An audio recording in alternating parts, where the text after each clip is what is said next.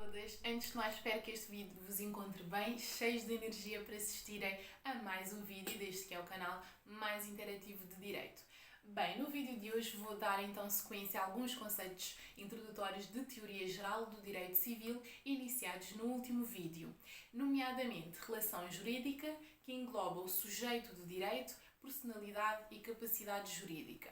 Vou também falar de formas de suprimento da incapacidade, de modalidades de assistência, património, sentidos do património, funções do património, garantias previstas no Código Civil para a conservação do património e, por fim, o património coletivo e as suas características. Sem mais delongas, vamos lá começar.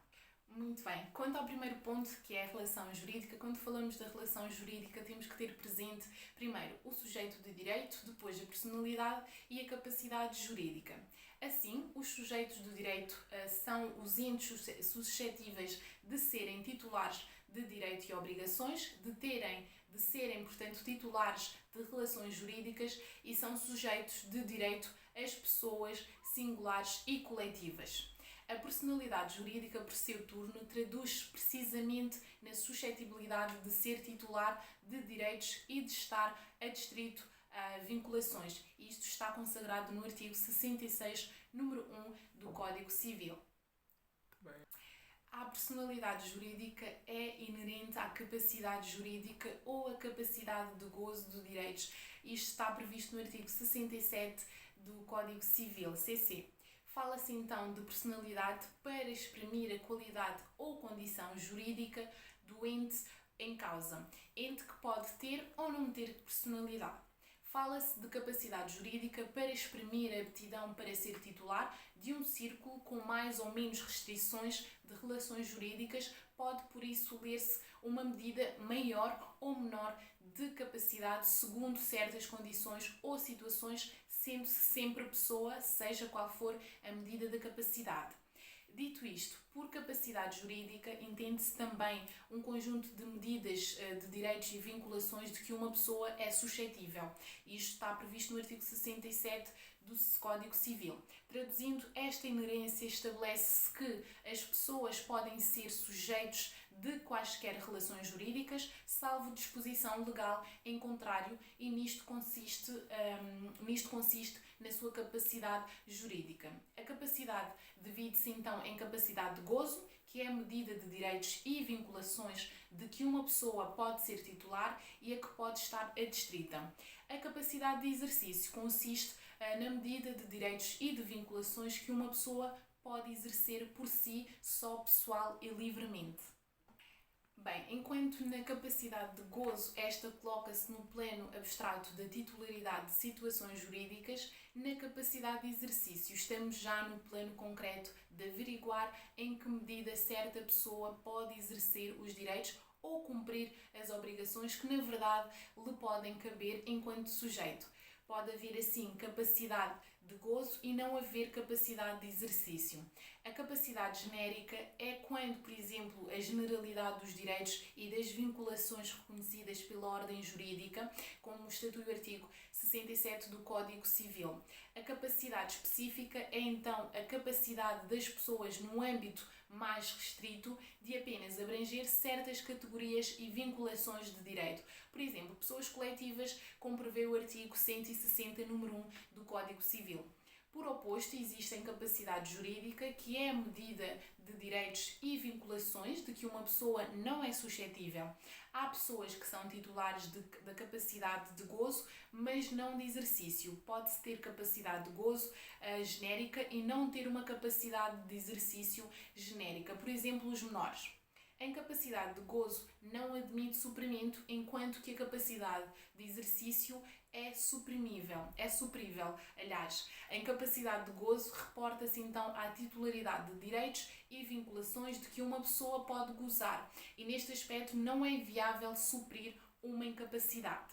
Já na incapacidade de exercício está em causa a impossibilidade de certa pessoa, que é titular de um determinado direito, exercê-lo pessoalmente. No entanto, já é viável outra pessoa que venha exercer esse mesmo direito em conjunto com o incapaz ou em substituição deste. E a ideia de suprimento é sempre inerente à ideia de capacidade de exercício. Existem, contudo, formas de suprimento da incapacidade. São então os meios de atuação estabelecidos pelo direito, tendo em vista o efetivo exercício dos direitos e o cumprimento das obrigações do incapaz. Implicam, portanto, sempre a intervenção de terceiros. Existem duas formas de suprimento. Por um lado, a representação e, por outro, a assistência. A representação, quando o incapaz não é admitido de exercer os seus direitos pessoalmente e para suprir a sua incapacidade tem de aparecer outra pessoa que atua em lugar do incapaz, como estatui o artigo 258 do Código Civil, que fala dos efeitos de representação. Os atos praticados por esta pessoa é um ato juridicamente tido pelo direito como se fosse um ato praticado pelo incapaz. Já a assistência engloba situações em que certas pessoas são admitidas a exercer livremente os seus direitos. Nestes casos, o incapaz, por exemplo, pode exigir, mas não sozinho. Ou seja, o suprimento da incapacidade impõe única e simplesmente que outra pessoa atue juntamente com o incapaz. Para que então os atos sejam válidos, é necessário que haja um conjunto ou um concurso de vontade do incapaz e do assistente. E há sempre um fenómeno de conjugação de vontades. Isto porque o incapaz pode agir pessoalmente, mas não livremente. Agora, no âmbito das modalidades de assistência, podem revestir de 3 modalidades. A autorização, a comparticipação e a ratificação.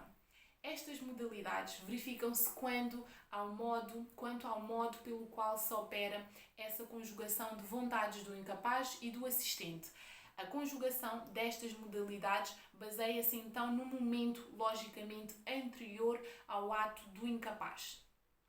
Quanto à autorização, esta existe quando a vontade pressupõe a vontade do assistente se manifestar no momento logicamente anterior ao ato do incapaz. Isto está consagrado no artigo 153, número 1. O curador atua como assistente e a prática de atos jurídicos pelo inabilitado está dependente da autorização deste. O curador é, portanto, uma entidade a quem cabe apenas, em princípio, autorizar o inabilitado a alienar bens por atos entre vivos, a celebrar convenções antinupciais ou quaisquer outros negócios jurídicos que tenham sido especificados na sentença de inabilitação. Já com participação, verifica-se se a vontade do assistente se manifesta no próprio ato, no qual o assistente deve também participar. Já a ratificação, diz-se que há ratificação ou aprovação quando a manifestação de vontade do assistente é posterior à manifestação de vontade do incapaz. Assim, o incapaz é a pessoa que sofre de incapacidade genérica ou de incapacidade específica que abranja um número significativo, de direitos e vinculações no campo pessoal ou patrimonial. A legitimidade, por seu turno, é a suscetibilidade de certa pessoa exercer um direito ou cumprir uma vinculação resultante de uma relação existente entre essa pessoa e o direito ou vinculação. Para o professor Castro Mendes, é a suscetibilidade ou insuscetibilidade de uma certa pessoa exercer um direito ou então cumprir uma vinculação resultante não das qualidades ou situações jurídicas da pessoa, mas das relações entre ela e o direito ou obrigações em causa. Pelo que a esfera jurídica é então um conjunto de direitos e vinculações que certa pessoa está adstrita em determinado momento, comporta, portanto, 2 hemisférios distintos, o patrimonial e o não patrimonial ou pessoal. Agora, relativamente ao ponto do património, importa referir que o património é tudo aquilo que se mostra suscetível de ser avaliado em dinheiro. O hemisfério patrimonial da esfera jurídica é então o conjunto de direitos e vinculações pertencentes a certa pessoa em determinado momento e que é suscetível de avaliação em dinheiro. O hemisfério não patrimonial da esfera jurídica é constituído então pelos demais direitos e vinculações do sujeito. Agora, no que tange aos sentidos do património, são variadíssimos. Temos, por um lado, o sentido jurídico e, por outro, o sentido material. em que pode ser usado no sentido jurídico, por exemplo, identificando-se com o hemisfério patrimonial, que é o conjunto de direitos e obrigações pertencentes a certa pessoa e que são suscetíveis de avaliação em dinheiro. Por exemplo, o direito de propriedade sobre um prédio urbano. Em sentido material, entende-se por património o conjunto de bens pertencentes a certa pessoa em determinado momento avaliáveis em dinheiro. Por exemplo, o prédio urbano em si. Agora, no que tens às funções do património, o património, antes de mais, tem uma função externa, em que o património do devedor é a garantia comum dos credores do seu titular. Isto porque aparece a atuar em relação a pessoas diversas do seu titular. Assim, a garantia comum dos credores faz pela via judicial e por efeito de uma ação executiva, isto é, penhora. O património é a garantia comum dos credores, mas tem dois desvios. Por um lado, o alargamento da garantia, que traduz numa quebra do princípio da qualidade, da igualdade, aliás, dos credores, mediante alguns deles, de uma posição mais favorável em relação ao património do devedor. E por outro, a limitação da garantia, que pode ser de ordem legal ou convencional. A limitação da garantia legal, os vários casos de impenhorabilidade previstos, por exemplo, na lei. E limitações de garantia convencional resultam da vontade dos próprios interessados. Agora, no que tens às garantias previstas no Código Civil para a conservação do património, temos que ter presente que existem 4 garantias e com elas visa-se a manutenção tanto quanto possível do património do devedor, em que em termos tais possa vir a recair uma ação do credor sempre que este necessite de obter a satisfação do seu crédito. Portanto, as 4 garantias neste caso são, por um lado, a declaração de nulidade, que possibilita que o credor obtenha a declaração de nulidade de atos praticados pelo devedor quando eles se projetem desfavoravelmente sobre a garantia patrimonial, o que se encontra no artigo 605 do Código Civil. Por outro lado, temos a ação subrogatória, que só é possível quando seja essencial para a satisfação do credor ou para a sua garantia, e isto está consagrado nos artigos 606 a 609 do Código Civil. Por outro lado, temos a impugnação pauliana, que respeita indistintamente a atos válidos e inválidos praticados pelo devedor, desde que tenham conteúdo patrimonial e envolvem diminuição e garantia patrimonial, o que está consagrado nos artigos 610 a 618 do Código Civil. Temos, por outro lado, o arresto, que consiste numa apreensão judicial de bens do devedor para o efeito de conservação de garantia patrimonial, quando o credor tenha um justo receio de ver essa garantia patrimonial, quando o credor, portanto, tenha um justo receio de ver essa garantia ameaçada por um ato do devedor. Trata-se, portanto, de acautelar a conservação dos bens a que respeita o tal receio do credor, colocando esses bens à guarda do tribunal para que eles, no fundo, existam e estejam em condições de poder ser penhorados quando o credor esteja em condições, obviamente, de exercer efetivamente o seu crédito em execução parcial, como consagra o artigo 619 e seguintes do Código Civil. Agora, no que tens ao património coletivo, este corresponde à massa patrimonial que é a pertença por mais de uma pessoa, que é a pertença de mais de uma pessoa. Na titularidade de cada uma dessas pessoas, o que existe é o direito a um conjunto patrimonial na globalidade. Assim, os titulares do direito, no caso do património coletivo, só têm o direito a uma cota de liquidação desse património quando ocorrer a divisão do património coletivo. E este caracteriza-se então também por encontrar afeto a um determinado fim, que é o fim que visa prosseguir.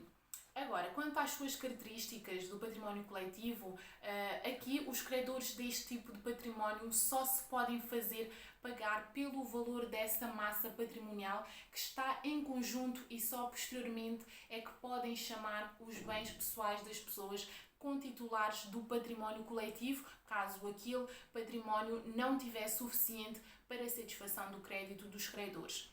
Assim, os credores pessoais dos membros do grupo que são contitulares do património não se podem fazer pagar pelos bens deste património coletivo e só após a divisão deste património é que lhes será possível então incidir o seu direito não sobre o património coletivo, mas sobre bens desse património que lhe foram atribuídos ao seu dever na divisão.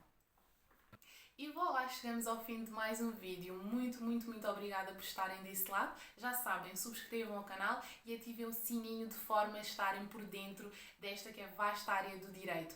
Vemo-nos no próximo vídeo. Fiquem bem!